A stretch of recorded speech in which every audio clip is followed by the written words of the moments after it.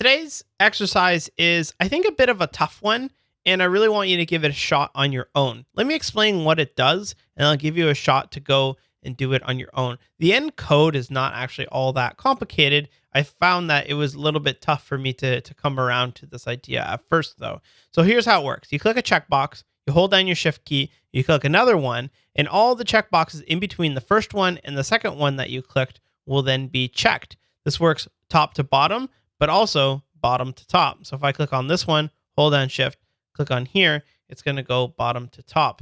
So it goes all ways depending on what you're working on. You can go either way. And this is a fairly common thing that you're going to see in applications such as Gmail, where you want to select a whole bunch of emails and delete them at once. Let's take a quick look at our HTML here. We've got our input with the type of checkbox and a paragraph tag. Probably a label would be more suited for something like that, but whatever, we're working with it.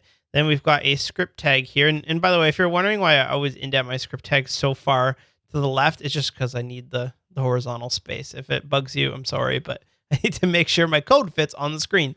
Now, give it a shot yourself, and I'll see you back here, hopefully triumphant, maybe not, and we'll go through it together. So here we go. Well, first thing we need to do is select every single one of the checkboxes, because we need to listen for when they get checked. So we'll say const checkboxes equals document.query selector all, and we want to grab .inbox, and we want to grab the inputs that have a type of checkbox. You can probably pop an input on there as well. Good. Let's just double check that we got all those checkboxes. Query selector all. You have to spell it right. Query selector all. There we go. Input, input, input. Okay, good. I've got all of the inputs that I'm working with here. Now we need to listen for when one of them gets clicked or changed. So we will take the checkboxes and we will loop over each one.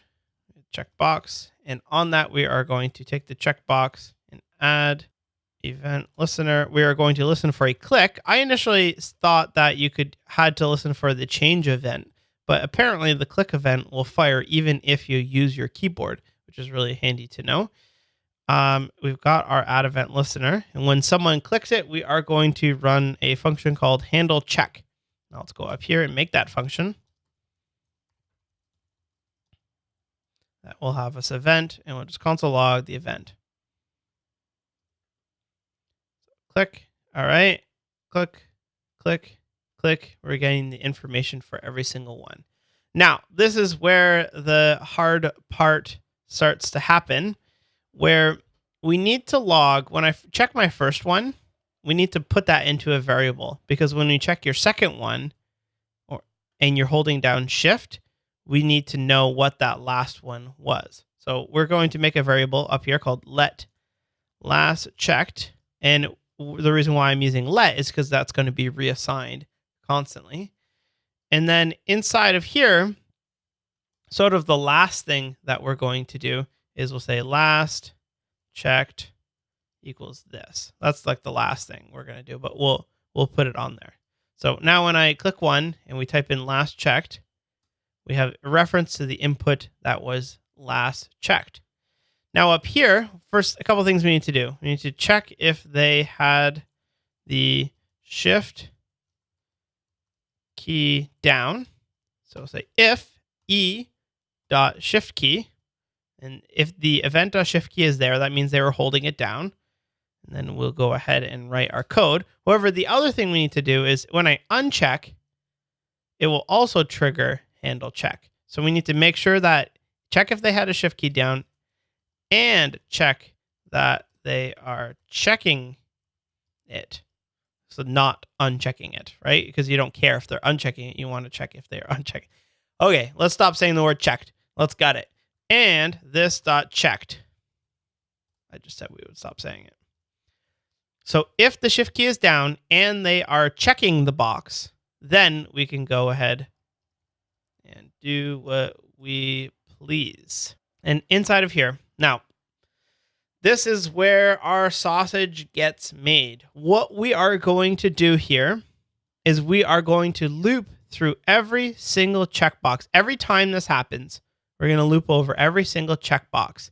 And what we're going to do is we're going to look for the first one that was checked. And then I check down here. What's going to happen is we're going to say, oh, you're not the first one. Oh, you are the first one. Okay, good. Then go to the next one, check it. Next one, check it. Next one, check it. This one, oh, you're the last one that's checked. Stop it. And then these two won't be checked. So rather than try and figure out where in the DOM they are and trying to figure out like which elements are in between it and finding parents, and I find that's really, really fragile a way to do it, because you're depending on having the HTML set just so, and then if someone else comes along and changes the HTML a little bit, it will just break. So we are going to loop over every single checkbox. We're going to create a variable called in between. And what in between will do is we'll loop over this one, I'll say in between false. We'll loop over this one, in between false. We'll loop over this one, and it's going to say, okay, this is where we started. We are now in the area which we wish to check. So we'll check it, check it, check it, check it, because the in-between variable is going to be set to true when we're here. And then when we hit our last one, we're going to say in between is false, because we're done and we're no longer going to check any others. So this will probably take a couple of readovers, but let's get it. So we will go up here before we do the if statement. We'll say let in between equals capital B on the in between false. So we're not in between. And then here we are going to loop over every single check box. So say checkboxes dot for each checkbox. And let's just console log checkbox, see where we're at. So if I click one, nothing, and now I'm going to hold down my shift key and click another one. Okay, so when that happened, I get every single checkbox along the way. Now we need to figure out, as we are looping for this, we got to set this in between variable to true. And the way that we're going to do that is we say if checkbox is equal to this, or checkbox is equal to last checked, then in between is, we normally would say in between is equal to true, but since we want it to go both ways, we set in between to the opposite of itself. What? Okay, let's go through this. One sec. If the checkbox is equal to this, so here we go, check it. And let me do it backwards this way so we can understand it. So I check this one, I hold down shift, and I click on check one item. And what's going to happen is we're going to go through this one. It's going to say, is that in between? No. It's going to go through this one and say, is the checkbox equal to this?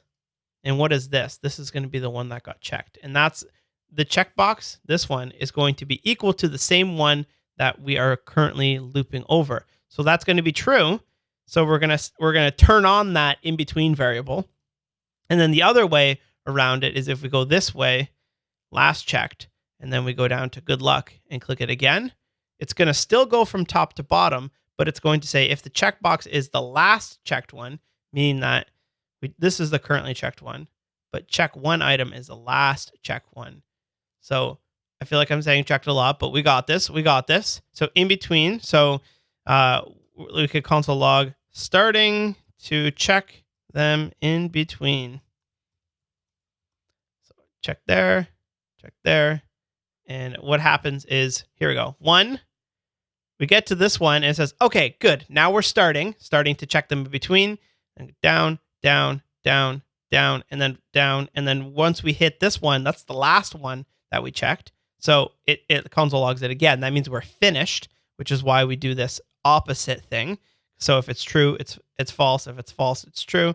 And then we hit these last two, which aren't going to be. So we can say down here, we have another if statement. It says if in between, capital B, then checkbox dot checked equals true. Check it, hold down shift, check another one. Bam, nailed it. Okay, let's see what's going on there. We set a flag variable called in between that is set to false. Once we hit that first one, it's going to be true, which is going to check if it's on, and then we're going to programmatically set it to checked with JavaScript. And we're going to do that for every single one until we hit that last one, which our flag variable called in between gets set to false, and it will no longer run it for these first two or for these last two. And that works both ways from bottom to top because we did this little ditty right here where we checked if it's equal to this, which is the one we clicked, or if it's the one that we last checked. So that's it. It's actually fairly simple now that we have it. It's not a lot of code. It's just a little bit hard to understand what's going on. So maybe go through that a couple more times, code it yourself from scratch so you totally understand it. Other than that, I hope you enjoyed it. Let me know what you think of that one. See you tomorrow.